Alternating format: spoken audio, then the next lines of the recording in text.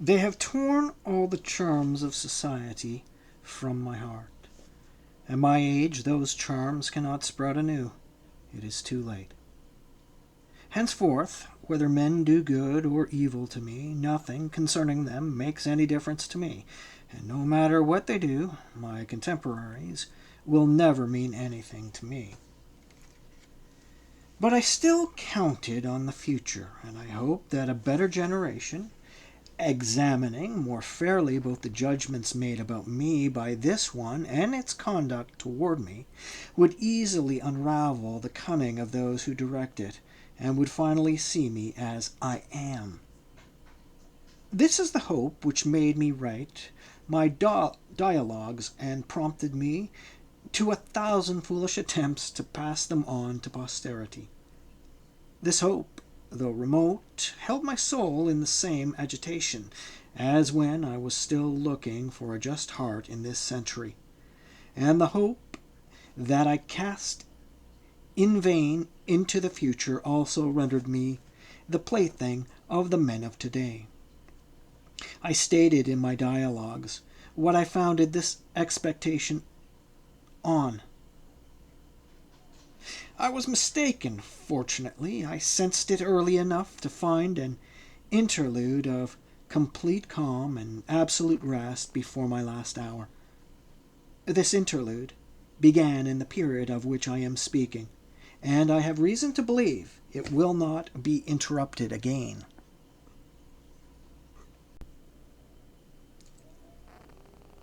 Very few days pass without new reflections confirming how greatly mistaken I was to count on winning back the public when in another age, since with respect to me it is led by guides who are continually renewed in the groups that have taken a dislike to me.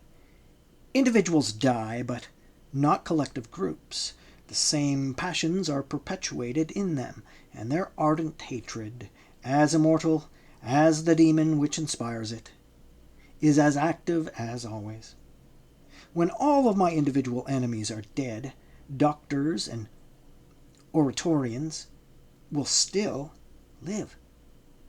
And even if I had only those two groups as persecutors, I would be sure that they would not leave my memory in greater peace after my death than they leave me in during my lifetime.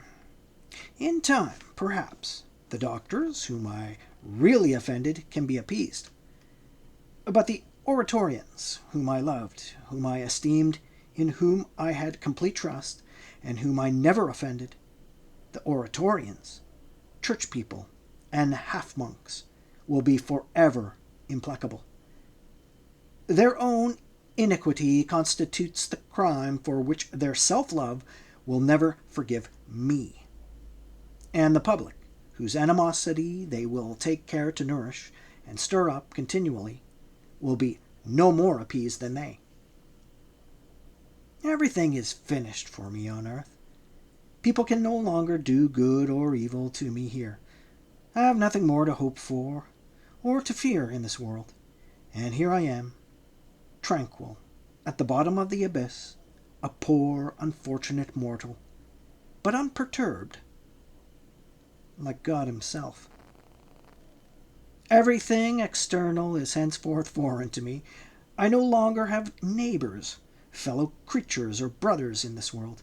I am on earth as though on a foreign planet onto which I have fallen from the one I inhabited. If I recognize anything around me, it is only objects which distress me and tear my heart asunder, and I cannot cast my eyes on what touches and surrounds me without forever finding some disdainful object which makes me indignant, or a painful one which distresses me.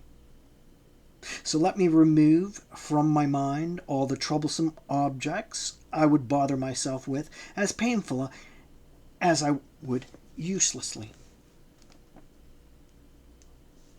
Alone for the rest of my life, since I find consolation, hope, and peace only in myself, I no longer ought nor want to concern myself with anything but me. It is in this state that I again take up the sequel to the severe and sincere examination I formerly called my Confessions. I consecrate my last days to studying myself and to preparing in advance the account I will give of myself before long. Let me give myself up entirely to the sweetness of conversing with my soul, since that is the only thing men cannot take away from me.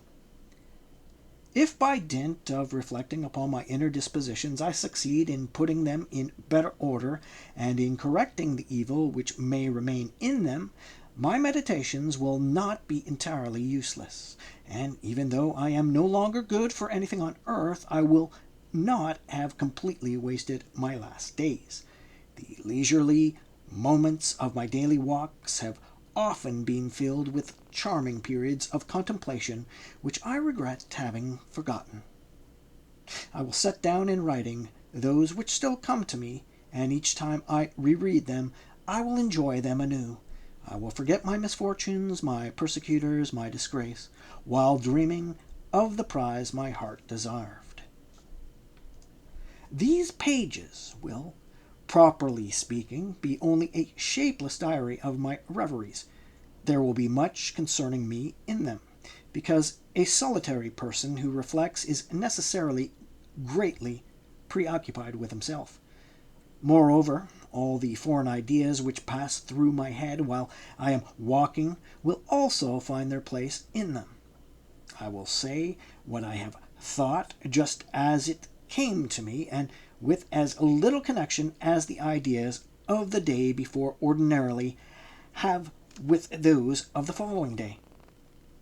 But a new understanding of my natural temperament and disposition will come from that all the same, by means of a new understanding of the feelings and thoughts which constitute the daily fodder of my mind in the strange state I am in.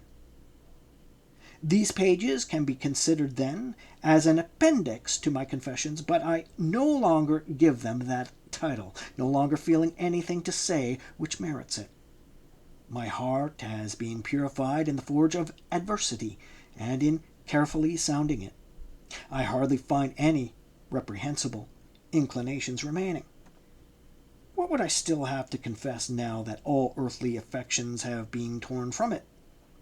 I have no more reason to praise than to blame myself. I am henceforth nothing among men, and that is all I can be, no longer having any real relations or true society with them, no longer able to do any good which does not turn to evil, no longer able to act without harming another or myself. To abstain has become my sole duty, and I fulfill it as much as it is in me to do so. But despite this destitute of my body, my soul is still active. It still produces feelings and thoughts, and its internal and moral life seem to have grown even more with the death of every earthly and temporal interest.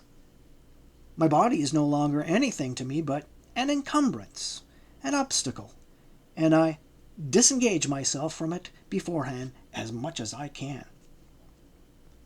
Such a unique situation surely deserves to be examined and described, and to this examination I consecrate my last moments of leisure. To do so successfully, it would be necessary to produce with order and method, but I am incapable of such work, and it would even take me away from my goal, which is to make myself aware of the modifications of my soul and of their sequence.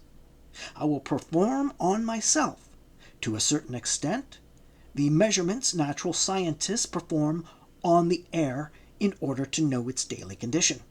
I will apply the barometer to my soul, and these measurements, carefully executed and repeated over a long period of time, may furnish me results as certain as theirs. But I do not extend my enterprise that far. I will be content to keep a record of the measurements without seeking to reduce them to a system. My enterprise is the same as Montaigne's, but my goal is the complete opposite of his. He wrote his essays only for others, and I write my reveries only for myself. If in my later days, as the moment of departure approaches, I continue, as I hope, to have the same disposition as I now have, Reading them will recall the delight I enjoy in writing them and causing the past to be born again for me will, so to speak, double my existence. In spite of mankind, I will still be able to enjoy the charm of society and decrepit. I will live with myself in another age as if I were living with a younger friend.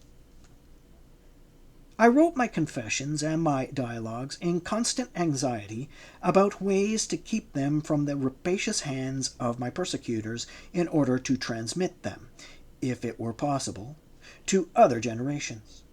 With this work, the same worry no longer torments me. I know it would be useless, and now that the desire to be better understood by men has been extinguished in my heart, only profound indifference remains about the fate of my true writings, and of the testimonies to my innocence, which have perhaps already all been forever reduced to nothing. Let them spy out what I am doing. Let them worry about these pages. Let them seize upon, suppress them, falsify them. Henceforth, none of that bothers me. I neither hide nor show them. If they take them away from me while I am living, they will not take away from me the pleasure of having written them, nor the memory of their content, nor the solitary meditations whose fruit they are, and whose source can be extinguished only when my soul is. If from the time of my first calamities I had known not to rail against my fate, and to take the course I take today, all the efforts of men, all of their dreadful contrivances, would have had no effect on me, and they would no more have disturbed my rest by all their plots than they can henceforth disturb it by all the successful results of those plots. Let them enjoy my disgrace at will. They will not prevent me from enjoying my innocence, and from finishing my days in peace in spite of them.